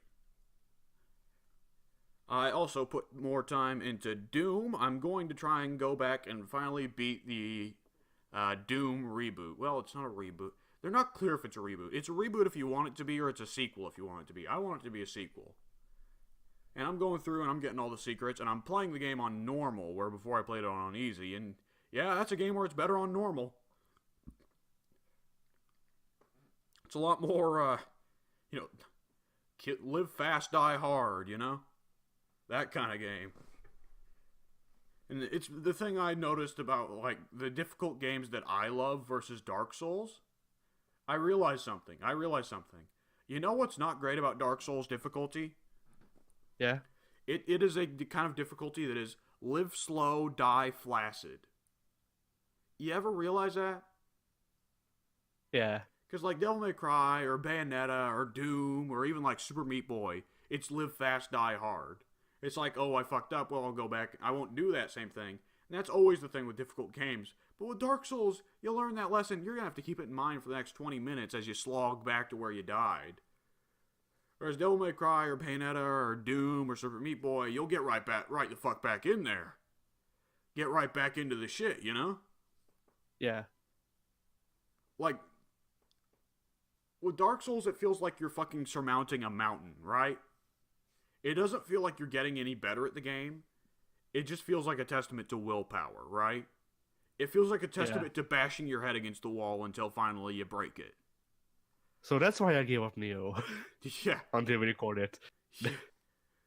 Well, that's actually kind of good that you did give it up so that we don't get too spoiled. But yeah. Whereas Devil May Cry, Bayonetta, Doom, and Super Meat Boy, it feels like you're dying so much and it's so difficult to encourage you to play better, you know? Yeah. And that's my preferred kind of difficulty, vastly. The Dark Souls difficulty is not so much my thing. It's going to have to become my thing because we're going to end up recording Dark Souls at some point. But yeah. Yeah. I'm not sure what you would call Contra in that respect, because Contra is the one hard game that I like. Contra looks like a live fast, die hard kind of game. It's kind of live fast, die hard, but there's quite literally nothing that you can there's like, aside from muscle memory, there's nothing that you can learn. Nothing. Everything is just laid out and everybody has it. Right, but your reflexes get tighter and you learn the different gun patterns and the different enemy attack patterns. There are not that many enemies, W. Yeah, I kind of figured. But there are bosses that have attack patterns. Yeah. And the thing is about all the games that I've just mentioned, they're all known for big boss fights that are really good. Doom a little less so, but Doom still got really good boss fights for a first-person shooter. Because ordinarily first-person shooters really suffer in the boss category. I mean, how many recent games do we know of FPSs that have freaking bosses? Like, there's Far Cry, all of them. And then... Hang on. Well, obviously Doom, because I just mentioned it. Well, yeah, Doom. And Doom 2 then, I suppose. Yeah, Doom Eternal. Oh... The thing with Doom Eternal is that because Doom is set on Mars, I always just think of the freaking stupidest thing that was in Call of Duty Infinite Warfare, was it? Oh, I think of Total Recall. I think of that game because the space communists like catchphrase was Mars Eternum. I mean, kind of. That's kind of Doom's thing. Is, oh no, the space communist. Well, no, I guess it's space capitalists. Oh no, the space capitalists started the Hellgate. Everybody run. And Doom isn't set on Mars anymore. Doom Eternal is going to be on Earth. Yeah, I know. But just, yeah, go ahead. No, I wasn't going to say anything meaningful. I was looking for something to say. But yeah, like, when I think Doom, I think of Mars and not Earth. But then when I think Doom, I just remember this, like, I don't know, 5-second memory from when I was like 6. So, because like I've seen Doom, I've watched people play through Doom, the first two, or yeah, the first two, on YouTube, and I'm like, oh yeah, I remember this part, but then I don't. I'm in the same space with Half-Life 1, man.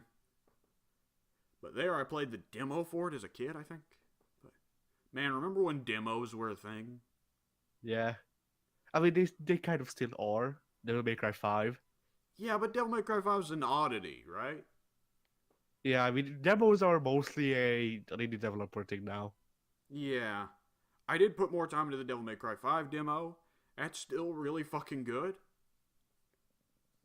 And the neat little touches everywhere are just absolutely fucking great. And what else did I put time into? Oh, I've finally put some time into Shadow of the Colossus and Katamari. We Love Katamari. Shadow of the Colossus, really fucking good. I'll talk more about it when I finish it. We Love Katamari. I fucking love Katamari. Have I ever mentioned that? We Love Katamari is that one part in Sengoku Basara. Yes. I would have loved it for that to just straight have been the character. You get the little prince, and he's got the Katamari, and you have to roll up all the soldiers on the field. Yeah. Katamari freaking Katamari Musou game. There are some Katamari levels where it's like that, man. I wish they still made these games. Yeah. I really fucking wish they still made these games. Could you imagine Katamari in like Super HD like nowadays we get? Yeah, I've never actually played a Katamari game, but I've been meaning to for the past like 7 years, something like that. I think for a lot of people, Katamari is that series that they don't personally play, but they appreciate it exists, right? Yeah. You know those series where it's like, I don't play these games, but I like that they exist. It encourages things I enjoy. But in my case, I just fucking straight love it. I absolutely fucking love the Katamari games. I've played, I grew up on the demo for We Love Katamari, I believe, but I've beaten Damacy, absolutely loved it, tried to beat as many of the levels with high scores as possible. I wasn't great, but I love it anyways. And I'm loving We Love Katamari. It's more of what made the original Katamari great, and it cut some of the fat and introduced new, funner game modes. And oh my fucking god, it's great. Now I want to play it after we finish recording this, but at the same time I wanted to put more time into Bayonetta and Doom, and fuck me. I can't. Yeah, you have too many games. I don't have enough. Come to America, where life doesn't suck. Hey, Are you fucking joking? You fucking fucker! You little fuck! You! So, Pig, when W started trying to... We were about to fucking end it! End it. I'll say goodbye. I don't mind. No, fuck you. You're here. What'd you fucking play? What games did I play? Yeah. Shoot, I played a lot of Smash Brothers, as I mentioned the last week. And you know how I was saying that the unlocks are completely random? Yes.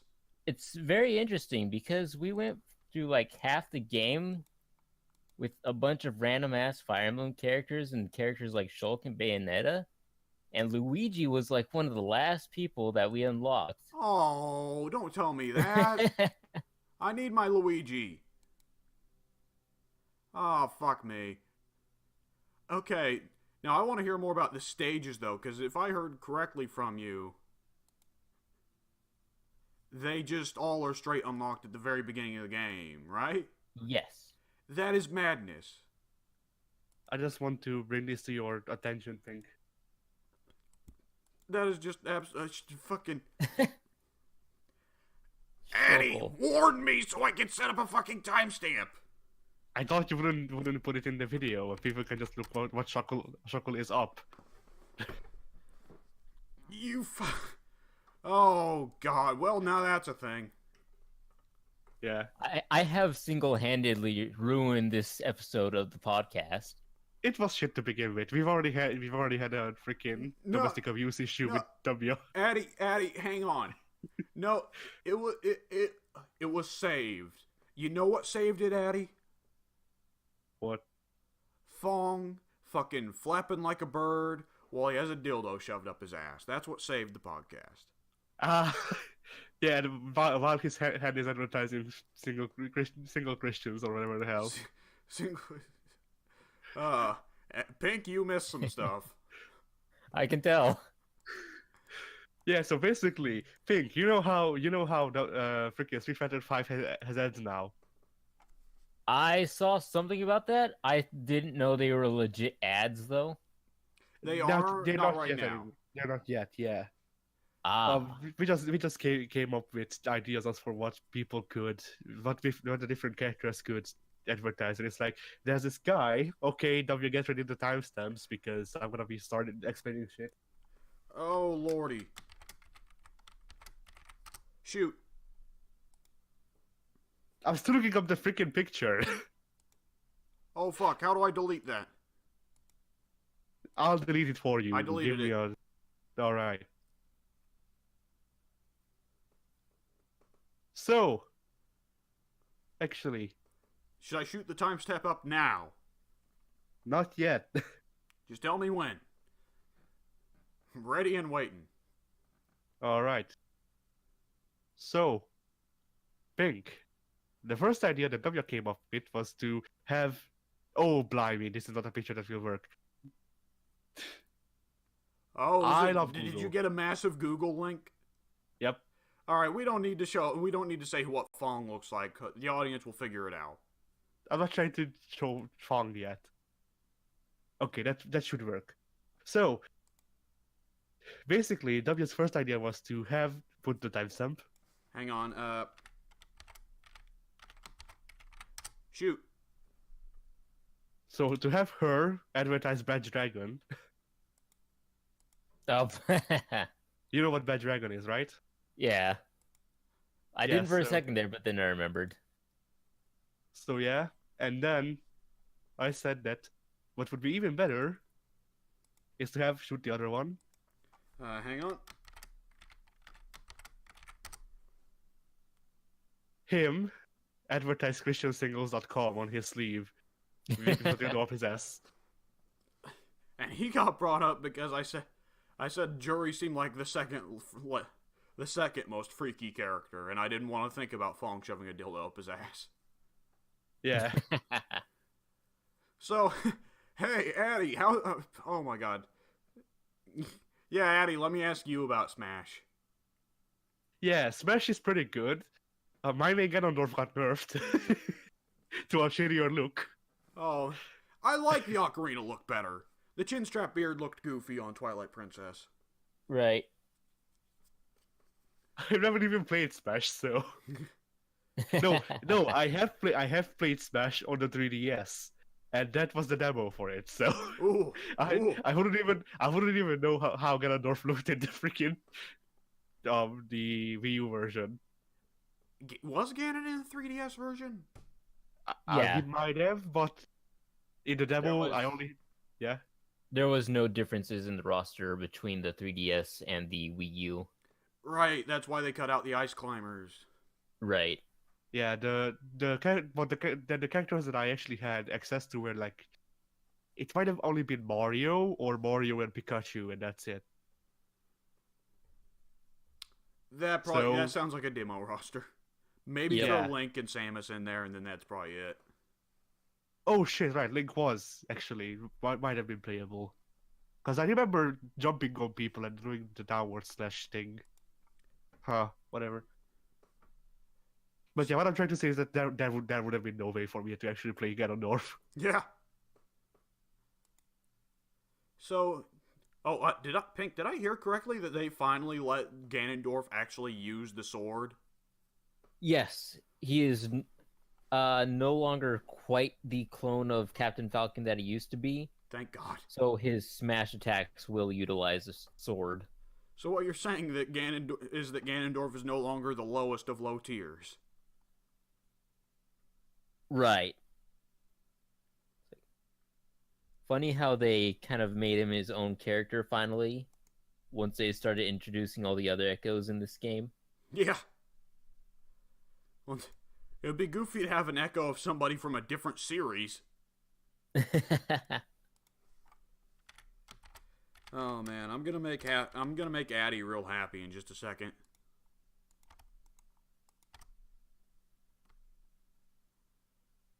Ah,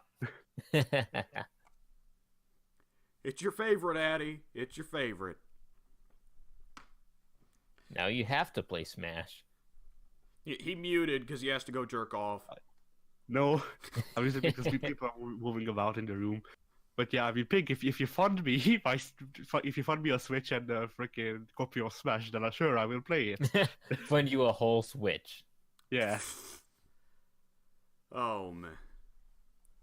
like legitimately, um, we talked about this. I think it might have been off recording, but whatever. So the idea was that I would get myself a PC, but a PC, no matter how hard I looked at it, with the right configuration, would have costed me about $1,000. I got 100 for this event that was in this month. Why the fuck? So $1,000 fucking dollars. yeah, You trying to get a fucking rig?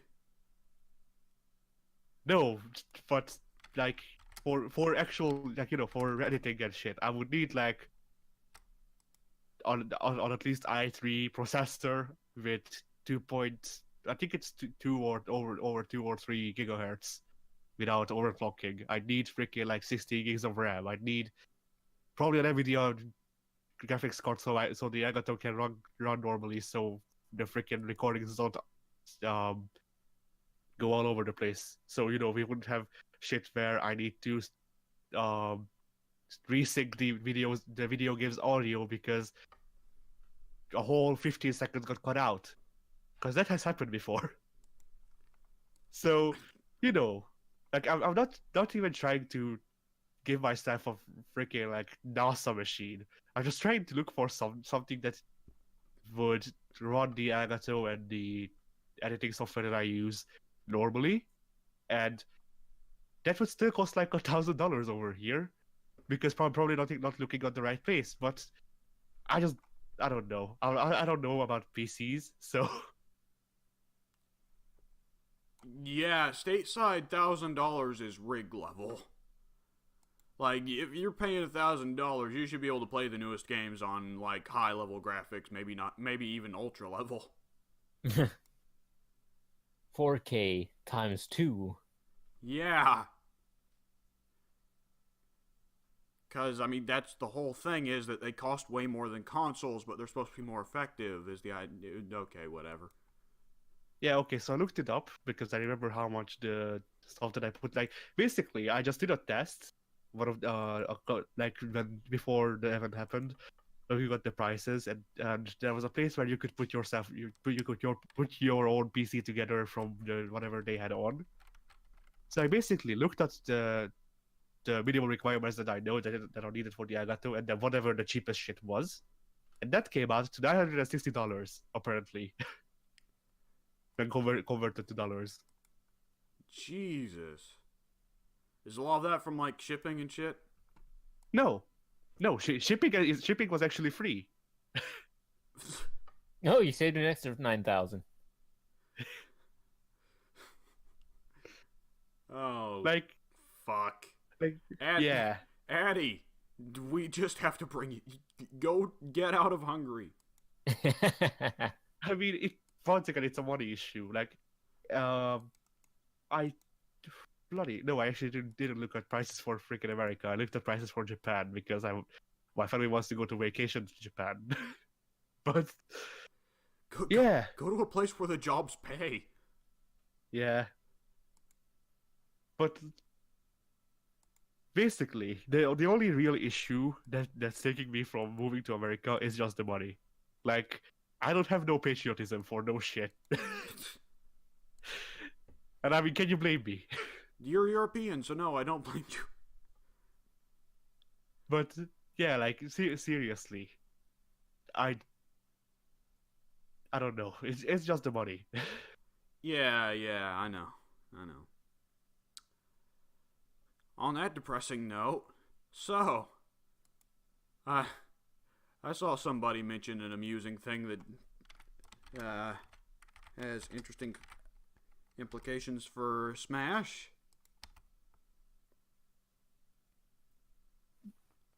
Did you ask me a question? No. No. No, but I All right. posted something.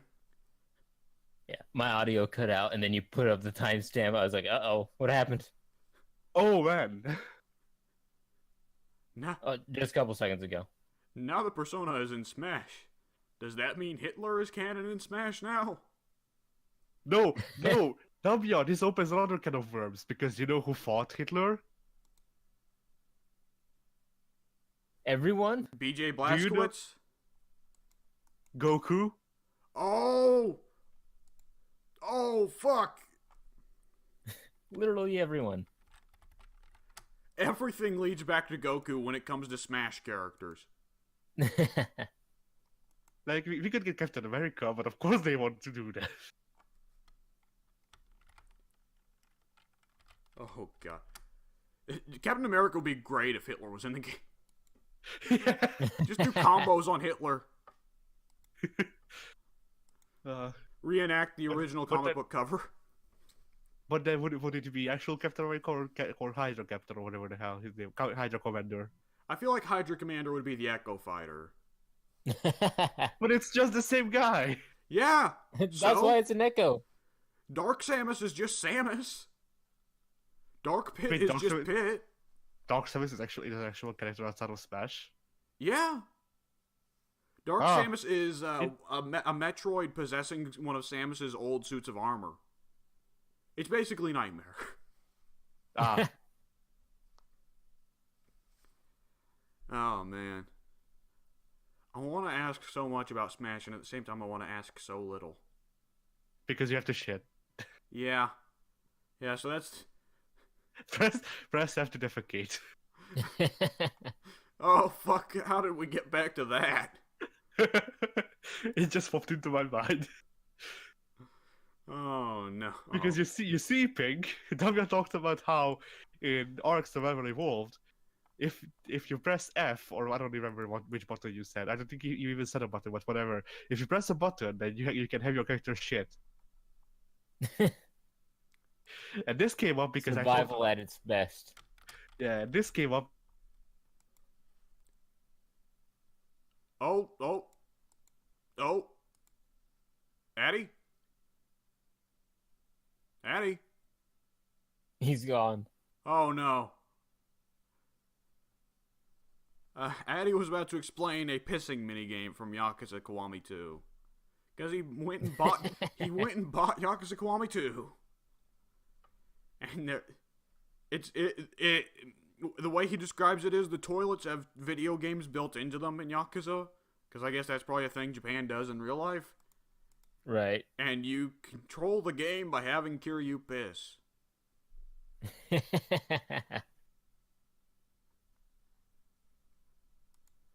So, yeah, this podcast went straight in the gutter. Legitimately. There was no time between the podcast and the gutter. This podcast was born into the gutter. Me and Addy, we sat in the gutter, and that's when we started hitting the record button. And now we drag you into the gutter with us. Am I going fucking crazy? No one's responding to me here, but my internet's doing fine. I've got 3 bars. I've got consistent 3 green bars. Did both of you die at the same time? Was this a fucking suicide pact? Is this what happening? Am I alone? Is it me? Is it just me? Am I the one that has to do the outro? I'm all by myself here.